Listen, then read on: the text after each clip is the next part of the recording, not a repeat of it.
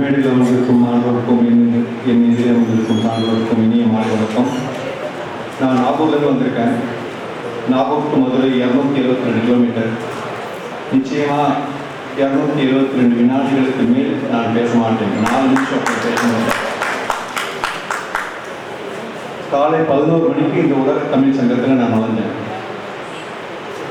40 வருடங்களுக்கு முன்னர் இறந்த ஒரு நபரை பற்றி நாம் இவ்வளவு பெருமையாக பேசிக் கொண்டிருப்பதுதான் இந்த உலகத்திற்கு திரு கண்ணதாசன் ஐயா செய்தது.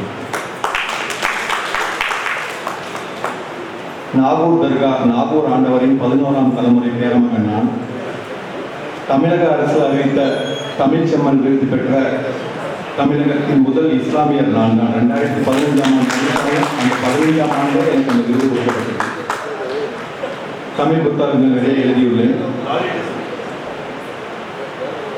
நாகூர் ஆண்டவருக்கும் தமிழுக்கும் என்ன உறவு என்றால், தமிழை வளர்த்த தமிழ் அறிஞர்களின் மூத்த அறிஞர் நாகூர் ஆண்டவர். தன் பிறப்பால் ஹிந்தி மொழியை கொண்டிருந்தாலும் தமிழகத்தில் வந்து தமிழை கற்றுக்கொண்டு தமிழை பரப்பி தமிழ் மக்களிடையே தமிழ் உணர்வை வளர்த்தவர் நாகூர் ஆண்டவர். அந்த பரம்பரையில் வந்தவன் நான். தற்பொழுது நாகூர் தர்காவின் பரம்பரை அரங்காவலாக இருந்து கொள்கின்றேன். அன்பு சகோதரர் எஸ் இஸ்மாயில் அவர்கள் தொடர்ச்சியாக 4-5 விழாக்களுக்கு என்னை அழைத்திருந்தார். என்னால் வர முடியவில்லை. இந்த விழாவில் கட்டாயம் வர வேண்டும் என்ற எண்ணத்துடன் அன்னாருக்கு உறுதிமொழி கொடுத்தேன். அதை நிறைவேற்றி கொடுத்த எல்லாம் வல்ல இறைவனுக்கு மிக்க நன்றி. நாகூர் தர்கா எப்படி சென்டரில் இருக்கும். இங்கிருந்து 15 கிலோமீட்டர் திருநள்ளார் சன்னீஸ்வர பகவான் கோயில். இங்கிருந்து 15 கிலோமீட்டர் அன்னை வேளாங்கண்ணி ஆலயம். அன்னை வேளாங்கண்ணி ஆலயத்துக்கு பக்கத்திலேயே கோரக்ஷர் ஆலயத்துக்கு சிக்கல் சிங்காரவேல் கோயில். இந்து முஸ்லீம் கிறிஸ்டியன் 3 மதமும் பெரும் ஆன்மீக தளத்தை கொண்ட ஒரு மாவட்டம் நாகப்பட்டினம் மாவட்டம். அந்த ஒரு சிறந்த பண்பு அந்த மாவட்டத்தில் உள்ள மக்களுக்கு மிகவும் அதிகம். அதனால் அதை ஒரு மத நல்லிணக்க ஸ்தல மாவட்டம் என்று நாகப்பட்டினத்தை அழைப்பாங்க. இதை கண்ணதாசன் ரொம்ப அருமையாக ஒரு இடத்துல எழுதியிருப்பாங்க. எனது தந்தை 60 நாட்களுக்கு முன்னர் மறைந்தார். நாகூர் தர்காவின் 10ஆம் தலைமுறை ஆகும். வரக்கூடிய மக்களிடம் இதை தான் வந்து எங்கள் அப்பா அடிக்கடி சொல்லுவாங்க. என்னுடைய அந்த ஒரு கோட்டை மென்ஷன் பண்ணி தான் அவங்க சொல்லுவாங்க. அதை வந்து நான் வாழ்நாளில் மறக்கவே முடியாது. ராமன் என்பது கங்கை நதி, அல்லாஹ் என்பது சிந்து நதி, இயேசு என்பது பொன்னி நதி. நதிகள் பிறக்கும் இடம் பலவாகும், எல்லா நதியும் கலக்கும் இடம் கடலாகும். இது சொன்னது கவிஞர் கண்ணதாசன் ஐயா அவர்கள். இது நாகப்பட்டினம் மாவட்டத்துக்கு மிக மிக மிக பொருத்தமான ஒரு மொழியாகும். எல்லோரும் கவிஞர் கண்ணதாசனின் பெருமையை பற்றி பேசினார்கள். எனக்கு அண்ணாதுரை ஐயா மட்டும் நான் சென்னையில் 2 நிகழ்ச்சியில் சந்திச்சிருக்கேன். அவங்களோட மகனார். மற்றபடி எனக்கு யாருமே தெரியாது. இப்போ தான் ஐயா பார்த்தேன். ஒரு விர்ச்சுவல் டூர் கூட்டிகிட்டு போயிட்டாங்க. அவங்க வீட்டில் என்ன நடந்துச்சு, என்னென்ன பேசினாங்க, அதை கேட்குறப்போ அப்படியே கண்ணை மூடிட்டு உட்காந்துருக்கப்போ நானும் அந்த வீட்டில் அப்படியே பயணித்தேன். அவங்க பேச்சு அவ்வளோ அருமையாக இருந்துச்சு. அவங்களுக்கெல்லாம் இந்த 20 நிமிடம் 13 நிமிடம்லாம் பத்தவே பத்தாது.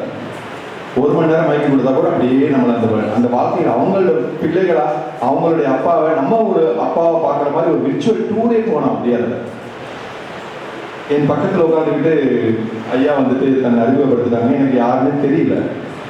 அவங்க பாடல்களை வந்துட்டு எக்ஸ்பிளைன் பண்ணி ஒவ்வொரு இதுக்கும் அர்த்தம் சொல்றதை பார்த்தாக்கா அவங்களுடைய பேச்சை கேட்கறதுக்கு நம்ம நிச்சயமா 1 மணி நேரத்துக்கு மேல ஒதுக்கியே ஆகணும். காலையில பேசியிருக்கேன் ஐயா. அப்போ காலையில பேசியிருந்தாங்கன்னா ஒரு நிறைய விஷயங்களை வந்து நாங்கள் வந்து கற்றுக்கக்கூடிய ஒரு சூழ்நிலை வந்துட்டு எங்களுக்கு கிடைச்சிருக்கோம். அதை நாங்கள் மிஸ் பண்ணிப்போம். 2 நிமிஷம் முடிஞ்சிருச்சு. மாபெரும் கலைஞர் மு. கருணாநிதி அவர்கள் கவிஞர் கண்ணதாசன் அப்படி சொல்றாங்க. கண்ணதாசன் என்னை உயர் தூக்கி வைத்து புகழ் பாடிய காலங்களும் உண்டு, பின் மேலிருந்து என்னை தொப்பென்று கீழே போட்ட காலங்களும் உண்டு. ஆனால் கீழே விழுந்தபோது அவரது தமிழின் அழகு எனக்கு மெத்தையாக இருந்தது. இதை சொல்றது யாரு? கருணாநிதி. அதே மாதிரி வாழ்க்கையை பற்றி இதே கவிஞர் கண்ணதாசன் ஐயா சொன்னது, வாழ்வை அறிந்தவன் சம்சாரி, வாழ பயந்தவன் சன்னியாசி, கண்ணீர் வடிப்பவன் மூடனடா, காலத்தை வென்றவன் வீரனடா, நல்லின்பத்தை தேடி உறவாடு, நீ எழுந்திரு மனிதா விளையாடு. மொபைல் கேம்ஸ்லாம் வேணாப்பா, எழுந்திரு விளையாடு. இந்த கால பசங்களுக்கு சொல்லியிருக்காங்க. வாழ்க்கையில நீ எதையும் தோல்வி கண்டு தோல்ந்து விளையாட வேண்டிய தேவையே இல்லை. எழுதி அவ்வளவு தத்துவ வரிகள், அவ்வளவு தத்துவ பாடல்கள், அவ்வளவு விஷயங்கள். சகோதரி சொன்ன மாதிரி அந்த காலகட்ட மக்களுக்கெல்லாம் இது ஒரு வர பொக்கிஷம். இந்த கால மக்களுக்கு கவிஞர் கண்ணதாசன் கொஞ்சமாக குறைஞ்சிட்டு வராங்க. 44 வருஷம் ஆச்சுல.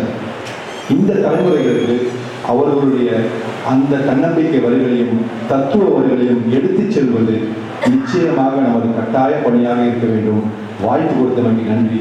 நன்றி. உண்மை ஐயா, ஐயாவுக்கு ஒரு நாள் முழுக்க கொடுத்தாலும் நாங்கள் எல்லாம் கேட்டு ரசிக்க அவளாக இருக்கின்றோம். அவ்வளோ அருமையான குரல்களும் அவ்வளோ அருமையான தத்துவார்த்தங்கள் நிறைந்த கவிதை வரிகளால் பாடல்களால் நம்மளை மெய்மறக்க செய்தார். நன்றி ஐயா, நீங்கள் சொல்வது சால பொருத்தமானது. அடுத்ததாக நாம் அழைத்திருப்பது மும்பை தமிழ் சங்கம் ஐயா அவர்களை. காலையிலேருந்து வந்தாங்க ஐயா. காலையில் ஒரு 2 நிமிஷம் பேசினாங்க. இருந்தாலும் 5 மணிக்கு அரங்கு முடிக்கிறதுனால பாவம் ஐயா என்ன பேச போகிறாருன்னு எனக்கே தெரியல. ஏன்னா ரொம்ப 2 நாளுக்கு முன்னாடியிருந்து அவர் கிளம்பி வந்தது. மும்பையிலேருந்து வந்திருக்காங்கன்னா பாருங்கள் எவ்வளோ ரிஸ்க் எடுத்து எவ்வளோ இதோடு வந்திருப்பார் அப்படின்னு. ஐயா அவர்களை அன்போடு அழைக்கின்றோம் ஐயா.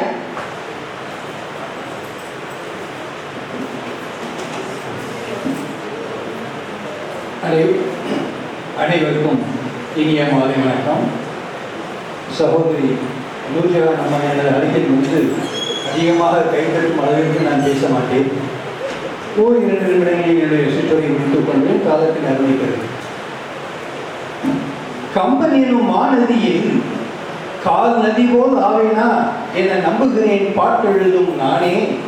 அந்த கம்பன் தான் என்ன நினைப்பானோ என்று மிகவும் தன்னம்பிக்கையோடு கூறிய கவிஞன் கண்ணதாசன். நான் எழுதுவதுதான் நாட்டின் சட்டம் என்று இருமாப்புடன் கவிதை படைத்தவன் கவிஞன் கண்ணதாசன்.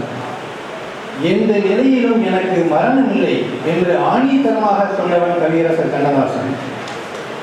அவன் மறைந்து 44 ஆண்டுகள் ஆயும் நாம் இன்றளவும் அவனை பற்றி பேசிக் கொண்டிருக்கிறோம் என்றால் அதற்கு முக்கிய காரணம் அவருடைய எளிமையான இனிமையான அர்த்தமான வரிகள் கொண்ட பாடல்களும் கவிதைகளும் தான். கம்ப ராமாயணத்தை பற்றி 2 வரிகளில் சொல்லுங்கள் என்று அவரிடம் கேட்டபொழுது, கோடு போட்டு நிற்க சொன்னால் சீதை அங்கு நிற்கவில்லை, சீதை அங்கு நின்றிருந்தால் கம்ப காவியம் இல்லை என்று 2 வரிகள் அல்ல 1 வரிகளில் எழுதி முடித்தவர் தான் கவியரசர் கண்ணதாசன். தனது பாடல் மூலமாகவே வாலிக்கு புது வாழ்க்கை கொடுத்து தனக்கு ஒரு போட்டி கவிஞராகவே உயர்த்தியவர் கவியரசர் கண்ணதாசன். அவர் செல்கிறார் ஒரு கல்லூரி விடுதிக்கு, மாணவர்கள் அடங்கிய கல்லூரி விடுதி. மாணவர்களுடன் இணைந்து இட்லி சாம்பார் சட்னி ருசியாக சாப்பிட்டுக் கொண்டிருக்கிறார். அதில் ஒரு மாணவன் கேட்கிறான், ஐயா எங்கள் இட்லியை பற்றி ஒரு சிறு கவிதை சொல்லுங்கள் என்று.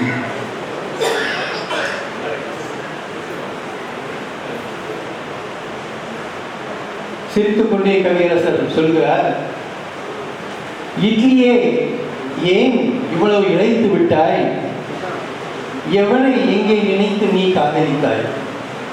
அந்த மாணவர்கள் வயதிற்கு தகுந்தபடியான ஒரு கவிதையை சொல்லி மாணவர்களை உற்சாகப்படுத்துகிறார். ஒரு முறை கவிஞர் அண்ணாதுரையும் கவியரசரும் காரில் பயணித்துக் கொண்டிருக்கிறார்கள். பிரயாணத்தின் போது கவியரசருக்கு ஏதாவது சாப்பிட்டு கொண்டே இருக்க வேண்டும் என்ற ஒரு வழக்கம் உண்டு. ஐயா அவர்களுக்கும் கோபு ஐயா அவர்களுக்கும் தெரியும். வழியை காரில் நிறுத்தி ஒரு மிக்சர் பொட்டலம் வாங்குகிறார். அதை அந்த காலத்தில் நான் பார்த்துருக்கோம், பேப்பரில் சுற்றி கொடுப்பார்கள். மிக்சரில் சாப்பிட்டு முடித்தார்.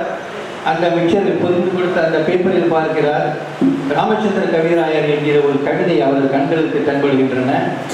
அந்த வரிகள் சொல்லுகின்றன, கல்லைத்தான் மண்ணைத்தான் காய்ச்சித்தான் குடிக்கத்தான் கற்பித்தானா, இல்லைத்தான் பொன்னைத்தான் பொருளைத்தான் அள்ளித்தான் கொடுத்துத்தான் ரட்சித்தானா என்ற வரிகள் அவர் மனதில் விழுகின்றன.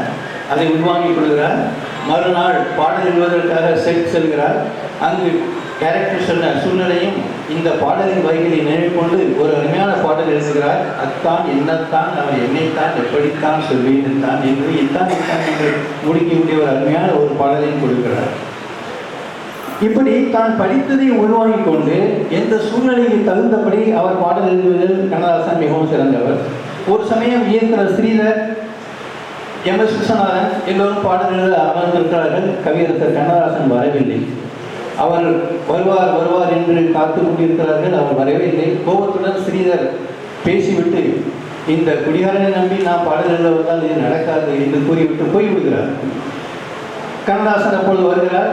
அங்கு இருந்த ஒருவர், ஐயா இப்படி உங்களை பற்றி சொல்லிவிட்டு செல்கிறார் என்றதும் உடனே இவர் தனியாக சென்று, சொன்னது நீதானா சொல் சொல் என் உயிரே என்ற பாடலை ஒரு சீட்டில் எழுதிவிட்டு போய்விட்டார்.